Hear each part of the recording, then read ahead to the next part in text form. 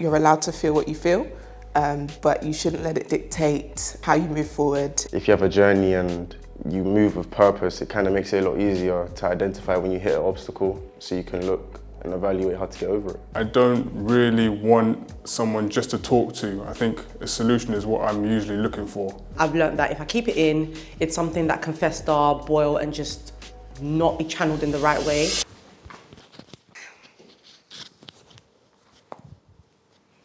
My name is Dion, I'm 24 years old. Hi, I'm Sholape and I'm 28. My name is Corey and I'm 21. My name is Sarah and I am 27. Ooh, I would say that in the early stage of my 20s, I learned that I was very, very emotionally impulsive, especially like when I was upset or like if there was something that I didn't like about a particular situation. And I think later on down the line, I think I started learning how to manage that a lot more, just with life experiences, mentors, people around me, people who've experienced more. I've learned not to be impulsive, and I've learned that emotions are just, they don't last forever, you know?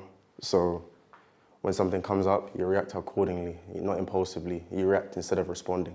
You respond instead of reacting.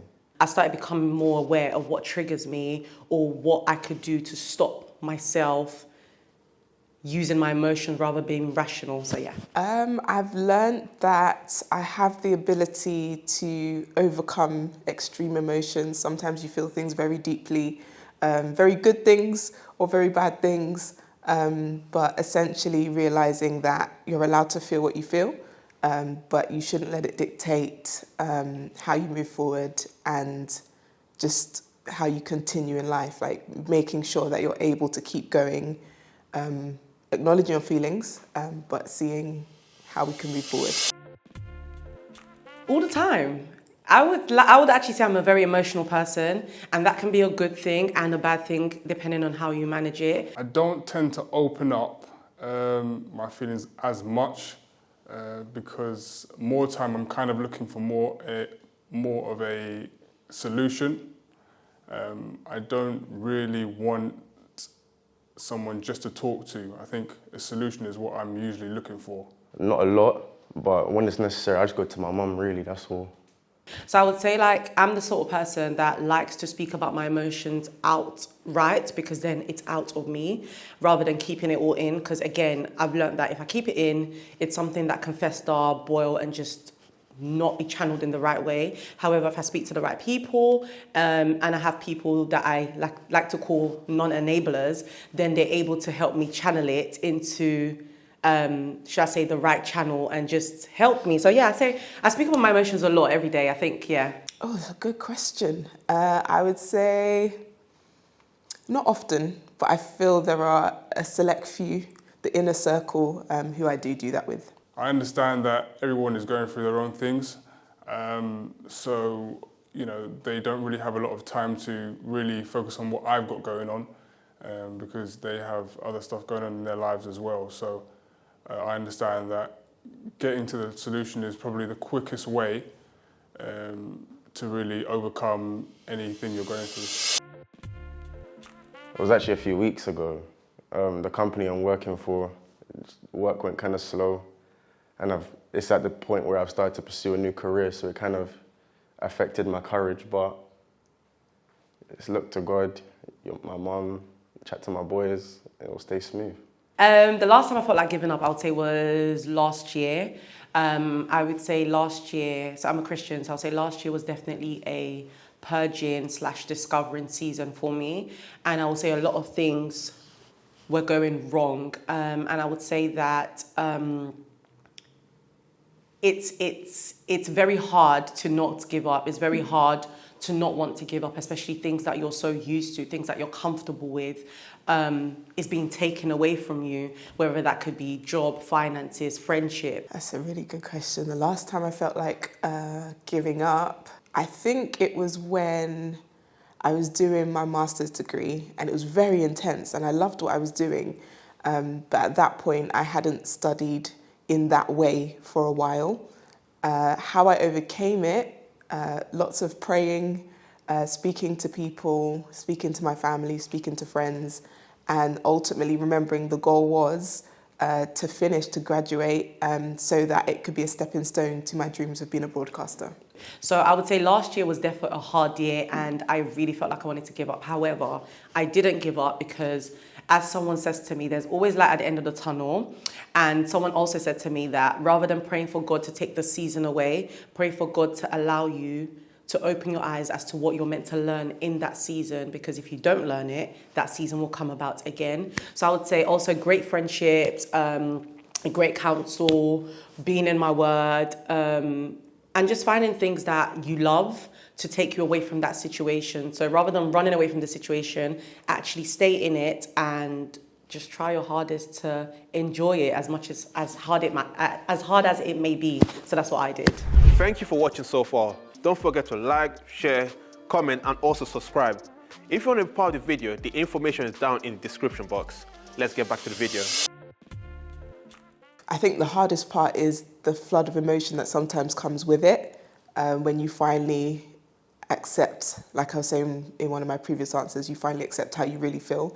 I think that's the hardest part. The hardest part about admitting you're not okay, I would say, is being judged. Well, I guess because it's my life, I want to do it properly, so making mistakes can kind of make you question yourself, but if you have a journey and you move with purpose, it kind of makes it a lot easier to identify when you hit an obstacle, so you can look and evaluate how to get over it.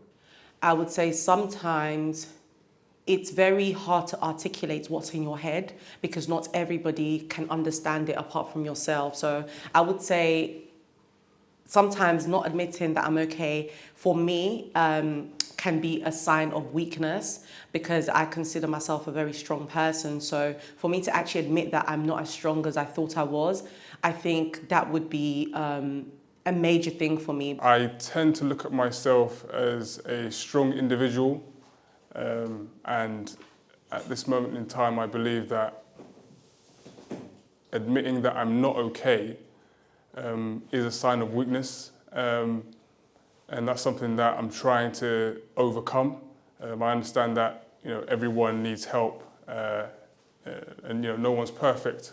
So I think the best thing to do is to just talk to someone, if anything. But I would also say again, it's fine to not be okay. It's fine to cry. I like crying because it helps, but it's actually fine. So yeah, I would say that that's one thing that scares me about having to admit that I'm not okay. Yes, I do feel lonely. Yes. Yeah, even though I'm surrounded by people. I think in that situation, it's up to you as an individual to try and find your tribe, and make sure that the people that you're around are people that you feel comfortable around. I think so. I think there can be a crowd, but you're still yourself with your own thoughts and your own concerns and your own worries. But I think it's really important to communicate that to people. And I'm a Christian, so communicate that to God. I did, but not anymore. So I would say I did because before, I would say that in certain aspects of my life, I was a people pleaser.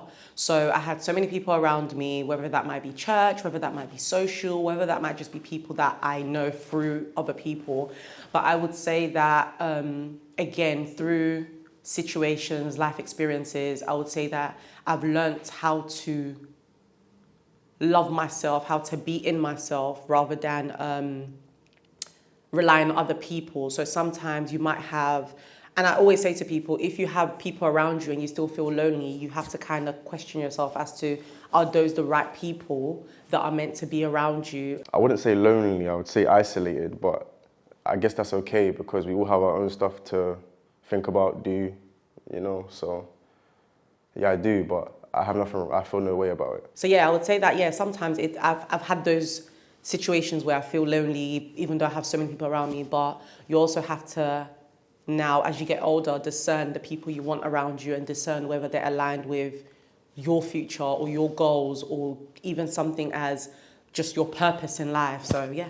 I understand that it's hard, especially nowadays, to try and gel with people in social situations. But at the end of the day, you just have to, well, in other words, get comfortable with being uncomfortable. That's probably what I could say. Thank you for watching, and here's a preview of part 2. We need community, we need help. I love to help people, and I feel like it's easy for me to help people, but to now be the help is something I find very, very difficult. Nothing's new under the sun, so someone must have gone through something I've gone through. I kind of like the conquest. I like getting there by myself. Find something that you enjoy doing, and then as things progress, you'll most likely end up bumping into people that have the same interests as you. Don't forget to like, share, subscribe, and comment. How are you dealing with your emotions in your 20s? Let's talk about it. Thank you for watching. Have a lovely day.